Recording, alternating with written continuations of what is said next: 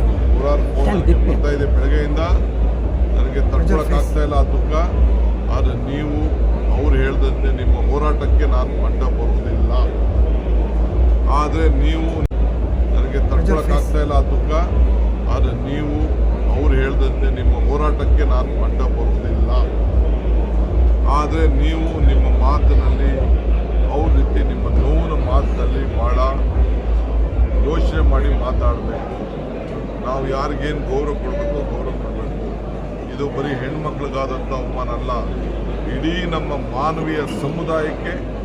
ಈಗ ನಾನು ನಮ್ಮ ತಾಯಿ ಇಲ್ಲ ಅಂದರೆ ನಾನು ನಿಂತೀನ, ನಮ್ಮ ತಾಯಿ ಇಲ್ಲ ಅಂದರೆ ನನಗೆ ಬದುಕೆಲ್ಲಿದೆ, ನಿಮ್ಮ ತಾಯಿ ಇಲ್ಲ ಅಂದರೆ ಎಲ್ಲಿ ಬದುಕಿದೆ, ನಾವು ನಮ್ಮ ಕುಟುಂಬ ಇಲ್ಲ ನಾವೆಲ್ಲಿ ಬದುಕಿದೆ.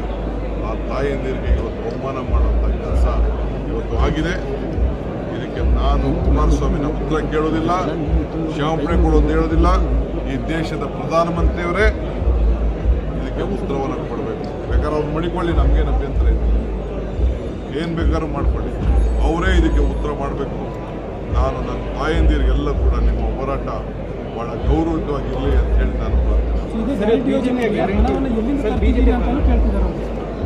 ಎಲ್ಲಿಂದ ತರ್ತಾರೆ?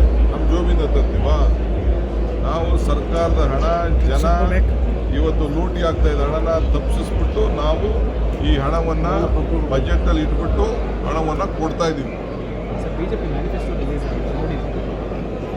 ಏನಿದೆ ಮ್ಯಾನಿಫೆಸ್ಟೋಲ್ಲಿ? ಮ್ಯಾನಿಫೆಸ್ಟೋಲ್ಲಿ ಅವ್ರ ಬಜೆಟ್ ಬುಕ್ ಏನಿದೆ ಆ ಬಜೆಟ್ ಬುಕ್ ಮುಂದುವರಿಸಿದ್ದಾರೆ ಅಷ್ಟೇ, ಬೇರೆ ಏನಿಲ್ಲ ಮ್ಯಾನಿಫೆಸ್ಟೋ. ನಮ್ಮ ಥರ ಗ್ಯಾರಂಟಿ ಅಲ್ಲ, ಮೋದಿ ಗ್ಯಾರಂಟಿ, BJP ಗ್ಯಾರಂಟಿ ಅಲ್ಲ. ನಾವು ಕೊಟ್ಟಿರುವಂತಹ ಗ್ಯಾರಂಟಿಗಳು ಮೋದಿ ಗ್ಯಾರಂಟಿ. ಈಗಾಗಲೇ ನಾವು 25 ಕೋಟಿ ಉದ್ಯೋಗವನ್ನು ಸೃಷ್ಟಿ ಮಾಡಿದ್ದೀವಿ. ಯಾರು ಉದ್ಯೋಗ ಆಯ್ತಪ್ಪ? ಈಗ ನೀವು ಕೊಡಗಲ್ಲ ನನ್ನ ಹತ್ರ ಮಾತಾಡ್ತಾ ಇದ್ದೀವಿ, ಒಂದು ಸರ್ವೆ ಮಾಡಿ ಯಾವ ಕುಟುಂಬಕ್ಕೆ ಉದ್ಯೋಗ ಸಿಕ್ಕಿದೆ ಅಂತ ನೀವು ಕಳಿಸಿ, ಆಮೇಲೆ ಮಾತಾಡ್ತೀವಿ. ಸರ್, ಕೊಡಗು ಮೈಸೂರು ಕ್ಷೇತ್ರದಲ್ಲಿ ಒಕ್ಕಲಿಗ ವರ್ಕೌಟ್ ಆಗಿದೆ ನೋಡಿಯಪ್ಪ. 49 ವರ್ಷದಿಂದ ಒಕ್ಕಲಿಗರಿಗೆ ಇಲ್ಲಿ ಚಾನ್ಸ್ ಸಿಕ್ಕಿಲ್ಲ.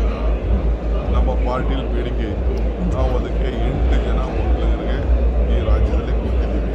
ಅದರಲ್ಲಿ ಮೈಸೂರು ಕೊಡಗು ಸೇರಿ 8 ಜನ ಕೊಟ್ಟಿದ್ದೀವಿ. ಇಲ್ಲೆಲ್ಲ ಭಾಳ ಬುದ್ಧಿವಂತಿದ್ದಾರೆ, ಮೆಟ್ಟಾವಂತಿದ್ದಾರೆ. ಲಾಸ್ಟ್ ಟೈಮ್ ಎಲ್ಲ ಕೂಡ ನಮಗೆ 2 ಸೀಟು ನಿಲ್ಲಿಸ್ಕೊಟ್ಟಿದ್ದಾರೆ, HK ಸೀಟ್ ಇದೆ. ಈಗ ಅವ್ರದೆಲ್ಲ ಹೋಗಿದೆ, ಅವ್ರದೆಲ್ಲ ಆಯಿತು. ಒಂದು ಕಾಲ ಇತ್ತು, ಒಂದು ಕಾಲದಲ್ಲಿ ಏನು ಹೇಳ್ತೀವಿ ಅಂದರೆ ಶಿಲಾಯೋಗಂ ಹೆಂಗೆ ಆ ಕಾಲ ಹೋಯ್ತು.